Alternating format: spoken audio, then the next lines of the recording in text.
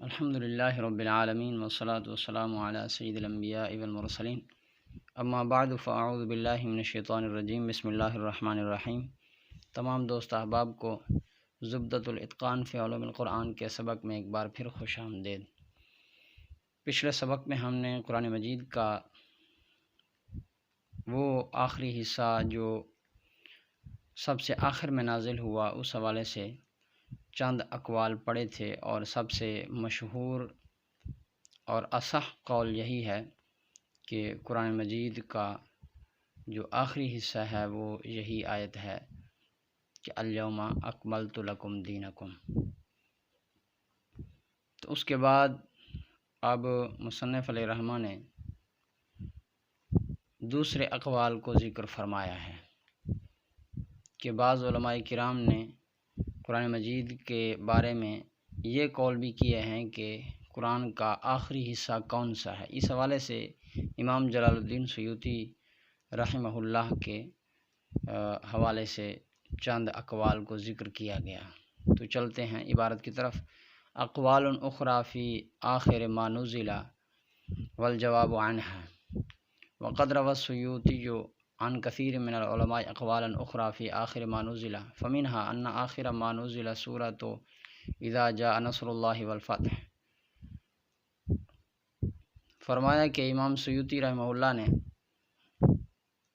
کئی اقوال بیان فرمائے ہیں، ان میں سے ایک قول یہ ہے کہ قرآن کی سب سے آخری آیت یا قرآن کا سب سے آخری حصہ وہ سورہ نصر ہے۔ اذا جاء نصر اللہ والفتح، یہ والی آیت یہ قرآن میں سب سے آخر میں نازل ہوئی، یہ ایک قول ہے۔ تو ترجمہ دیکھیں، اقوال دوسرے بیچ اس آخری حصے کے جو نازل کیا گیا اور جواب ان کے بارے میں، اور تحقیق روایت فرمائی امام سیوطی نے کثیر علماء کرام سے اقوال دوسرے وہ جو نازل ہوا آخر میں اس بارے میں، تو ان میں سے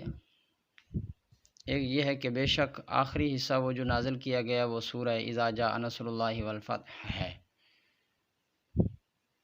ومنها انہ سورۃ المائدۃ ومنها انہ آیۃ لقد جاءکم رسول من انفسکم ومنها انہ سورۃ الفتح ومنها انہ سورۃ براءۃ۔ یہ دوسرے اقوال یہاں بیان فرمائے کہ ان اقوال میں سے ایک قول یہ ہے کہ سورہ مائدہ سب سے آخر میں نازل ہوئی۔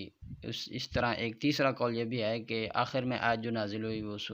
لقد جاءکم رسول من انفسکم والی آیت ہے۔ ایک قول یہ بھی ہے کہ سورہ الفتح جو 26 پارے میں ہے انا فتحنا لک فتحا مبینا والی صورت یہ آخر میں نازل ہوئی۔ بعض علماء نے یہ بھی کہا ہے کہ سورہ براءت جو 10ویں پارے کی ہے وہ آیت آخر میں نازل ہوئی وہ صورت۔ تو ترجمہ دیکھیں، ہاں انہ سورۃ المائدہ، ایک قول یہ بھی ہے کہ بے شک وہ سورہ مائدہ ہے، اور ان میں سے ایک یہ بھی ہے کہ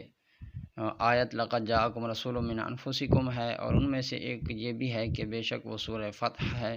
اور ان میں سے ایک یہ بھی ہے کہ وہ سورہ براءہ ہے۔ امام بیہقی کے حوالے سے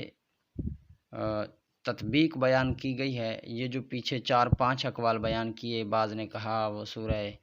نصر ہے آخری آیت، بعض نے کہا سورہ مائدہ آخری صورت ہے، بعض نے کہا سورہ براءت آخری صورت ہے۔ تو اس بارے میں امام بیہقی کا ایک قول بیان کیا۔ قال البیہقی یجمع بین ھذہ الاختلافات ان صحت بان کل واحد اجاب بما عنده، وقال القاضی ابو بکر فی الانتصار ھذہ الاقوال لیس فیها شیء مرفوع الی النبی صلی اللہ علیہ وسلم،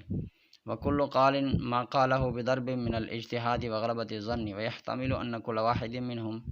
أخبر عن آخر ما سمعه من النبي صلى الله عليه وسلم في اليوم الذي مات فيه أو قبل مرضه بقليل وغيره سمع منه بعد ذلك۔ فرمایا امام بیہقی فرماتے ہیں کہ ان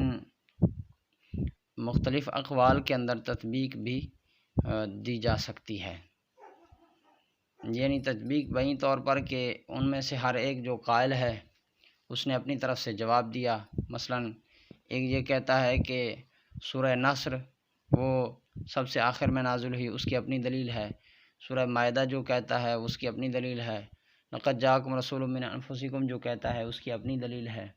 جو سورہ براءت کے بارے میں کہتا ہے اس کی اپنی دلیل ہے۔ تو اس حوالے سے قاضی ابو بکر نے اپنی کتاب الانتصار میں فرمایا کہ صحیح یہی ہے کہ یہ جو اقوال مختلف قسم کے بیان کیے گئے ہیں، ان میں سے صرف اتنا ہی کہا جا سکتا ہے کہ آپ علیہ الصلاۃ والتسلیم نے یہ نہیں فرمایا کہ فلاں صورت آخر میں نازل ہوئی، فلاں آیت نازل ہوئی، بلکہ یہ ایک اپنے راوی کا اپنا ایک اجتہاد ہے، اس کی ایک غلبہ ظن کی بنیاد پر اپنی ایک رائے ہے اور وہ اس نے پیش کی ہے۔ اس طرح یہ بھی احتمال ہے کہ جو ہر آدمی کہتا ہے کہ ہر راوی کہتا ہے کہ وہ صورت آخری ہے، وہ آیت آخری ہے، یا وہ حصہ قرآن کا آخری ہے، وہ صرف اتنی ہی خبر دیتا ہے جو اس نے کسی صحابی سے سنی ہے، اور اس صحابی نے آقا کریم علیہ السلام سے سنی ہو، حضور علیہ السلام کے وفات ظاہری کے دن یا آپ کے مرض موت سے پہلے سنا ہو، یا اس کے علاوہ کسی اور مخصوص موقع پر سنا ہو اور اس نے وہ بیان کر دیا ہو، تو یہ بھی احتمالات ہو سکتے ہیں۔ فرمایا امام بیہقی نے کہ تطبیق دی جائے گی درمیان ان اختلافات کے اگر صحیح ہو جائیں، بہین طور کے ہر ایک نے جواب دیا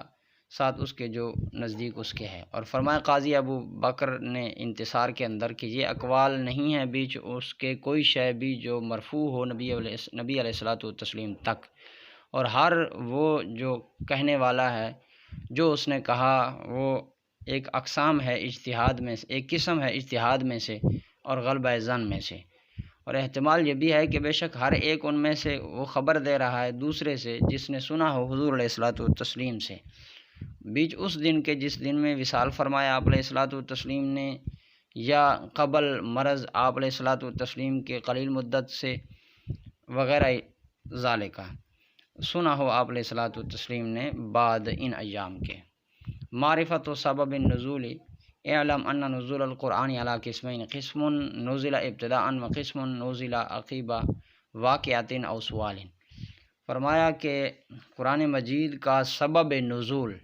یہ کیسے معلوم ہوگا کہ قرآن مجید کی یہ آیت کہاں نازل ہوئی، کس منظر میں نازل ہوئی، اس کی وجہ کیا تھی، اس کا شان نزول کیا تھا۔ تو شان نزول قرآن کی آیت کا پہچاننا یہ ایک بہت ضروری ہے، اور اس کے حوالے سے دو قسمیں ہیں قرآن مجید کی، یعنی شان نزول کو پہچاننے کے اعتبار سے نزول قرآن کی دو قسمیں ہیں۔ ایک قرآن کا وہ حصہ ہے جو ابتدا میں نازل ہوا، پہلی قسم وہ ہے جو ابتدا اسلام میں، ابتدا وحی، جس طرح سورہ علق وغیرہ کے بارے میں کہا گیا، تو ایک قرآن کا حصہ وہ ہے جو بالکل ابتداء نازل ہوا، اور ایک قرآن کا وہ حصہ ہے کہ جو کوئی واقعہ پیش آیا تو اس کے بعد قرآن نازل ہوا، یا کسی نے کوئی سوال کیا تو اس کے جواب میں وہ قرآن نازل ہوا۔ تو اس حوالے سے دو قسمیں بن گئیں، ایک قسم وہ جو ابتداء نازل ہوئی، ایک قسم وہ جو کسی واقعے کے بعد یا سوال کے بعد نازل ہوئی۔ تو ترجمہ دیکھیں، معرفت سبب نزول کی یعنی شان نزول کی،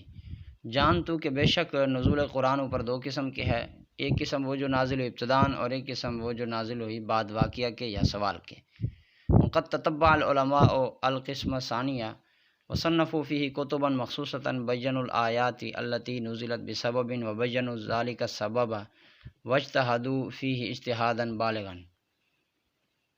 واشتہر مؤلف فی ھذا الموضوع لباب النقول فی اسباب النزول للحافظ السیوطی۔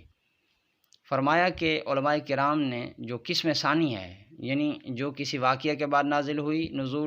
نازل ہوا قرآن کا نزول ہوا، یا کسی سوال کے جواب میں قرآن کا نزول ہوا، تو اس دوسری قسم کے بارے میں علماء کرام نے بڑی تتبع اور غور و فکر کیا ہے، اس بارے میں کتابیں لکھی گئی ہیں، اور ان کتابوں کے اندر یہ بتایا گیا کہ یہ آیت کہاں نازل ہوئی، یہ آیت کس واقعے پر نازل ہوئی، یہ آیت کس سوال کے جواب میں نازل ہوئی، اور سارے سبب بیان کیے ہیں قرآن کے نزول کے، کہ اس آیت کا سبب کیا ہے، اس آیت کے نزول کی وجہ کیا ہے، تو وہ ساری چیزیں بیان کی ہیں۔ بہت کوشش کی علماء نے، اور اس بارے میں جو مصنف ہیں، یعنی جو الاتقان کتاب ہے نا، یہ چونکہ آپ جو کتاب پڑھ رہے ہیں نا زبدۃ الاتقان، یہ ایک کتاب کا گویا کہ خلاصہ ہے، اس کتاب کا ایک متن ہے جس کا نام ہے الاتقان فی علوم القرآن، اس کے مصنف ہیں امام جلال الدین سیوطی، تو یہ جو اس کتاب زبدۃ الاتقان والے مصنف ہیں، یہ فرماتے ہیں کہ امام جلال الدین سیوطی اس بارے میں بہت مشہور ہیں۔ انہوں نے ایک کتاب لکھی ہے اور اس کتاب کا نام ہے لباب النقول فی اسباب النزول۔ یہ امام جلال الدین سیوطی رحمہ اللہ کے اقوال، ان کی ایک کتاب ہے۔ تو ترجمہ دیکھیں اور تحقیق غور و فکر کیا علماء نے دوسری قسم میں، اور تصنیف کی بیچ اس کے کئی کتابیں جو مخصوص ہیں، بیان کی اس میں وہ آیات جو نازل ہوئیں کسی سبب کی وجہ سے، اور بیان کیا اس سبب کو، اور کوشش کی بیچ اس کے بہت زیادہ کوشش۔ اور مشہور ہے مصنف اس موضوع کے اندر لباب النقول فی اسباب النزول، حافظ جلال الدین سیوطی رحمہ اللہ۔ اب آگے بیان کرتے ہیں کہ شان نزول کو پہچانیں گے تو قرآن مجید کا جو شان نزول ہے، اس کو پہچاننے کا فائدہ کیا ہوگا آپ کو؟ آپ نے اگر پتہ لگا لیا کہ یہ آیت فلاں موقع پر نازل ہوئی، یہ فلاں پر نازل ہوئی، اس آیت کو اس وجہ سے نازل کیا گیا، تو اس کا فائدہ کیا ہوگا آپ کو؟ وہ فائدہ بتا رہے ہیں۔ وفی هذا العمل فوائد جلیلۃ منها معرفۃ وجہ الحکمت الباعثۃ علی تشریع الحکم ومنها انه طریق قوی فی فہم معانی القرآن لأن العلم بالسبب یورث العلم بالمسبب۔ فرمایا کہ اس کے کئی فوائد ہیں۔ ایک فائدہ تو یہ ہے کہ قرآن مجید کے جو احکام ہیں، شریعت کے احکام ہیں، ان احکام کی حکمت پتہ چل جائے گی۔ مثلا آپ کو اگر یہ پتہ چل گیا کہ تیمم والی آیت یہ کہاں نازل ہوئی، تو آپ کو پتہ ہے کہ تیمم کرنا ایک حکم شرعی ہے، لیکن آپ کو اگر اس کی حکمت پتہ ہوگی، اس کی اگر آپ کو شان نزول پتہ ہوگا، تو شان نزول کو آپ کو پتہ چلے گا، تو پھر اس حکم شرعی کا، تیمم کا آپ کو ایک فائدہ بھی پتہ چل جائے گا، حکمت بھی پتہ چل جائے گی کہ یہ شریعت نے کیوں رکھا ہے۔ اسی طرح دوسرے بھی کئی فوائد ہیں۔ ان فوائد میں سے ایک فائدہ یہ بھی ہے کہ جب آپ شان نزول کو پہچان لیں گے تو پھر آپ کو قرآن کے معانی، قرآن کے جو مرادی معنی ہیں، وہ بھی آپ کو آسانی سے سمجھ آ جائیں گے۔ کیونکہ کسی چیز کے سبب کا علم رکھنا، کسی چیز کے سبب کو پہچان لینا، یہ گویا کہ آپ نے مسبب کو پہچان لیا، یعنی آپ نے گویا کہ اس شے کو سمجھ لیا، گویا کہ آپ نے اس شے کو پہچان لیا اگر آپ نے اس کے سبب کو پہچان لیا تو آپ نے اگر قرآن کے سبب نزول کو پہچان لیا کہ یہ قرآن یہاں کیوں نازل ہوا، تو پھر آپ کو قرآن کا معنی بھی صحیح سمجھ آ جائے گا، کیونکہ آپ نے اس کے سبب کو پہچان لیا۔ اور بیچ اس کام کے کئی فوائد ہیں جو عظیم ہیں۔ ان میں سے معرفت ہے طریقہ حکمت کی جو ابھارتی ہے اوپر تشریع احکام کے، اور ان میں سے یہ ہے کہ وہ یعنی شان نزول وہ ایسا طریقہ ہے جو قوی ہے، مضبوط ہے، بیچ سمجھنے معانی قرآن کے، کیونکہ علم بالسبب یعنی جاننا سبب کو وہ ثابت کرتا ہے، علم بالمسبب کو یعنی مسبب کو پہچاننے کا فائدہ دیتا ہے۔ تو آج کے لیے اتنا کافی ہے، آگے پھر انشاءاللہ 2 واقعات آ رہے ہیں جن کے اندر یہ بتایا گیا کہ آپ کو کیسے فائدہ ہوگا اگر آپ شان نزول کو پہچانیں گے، اور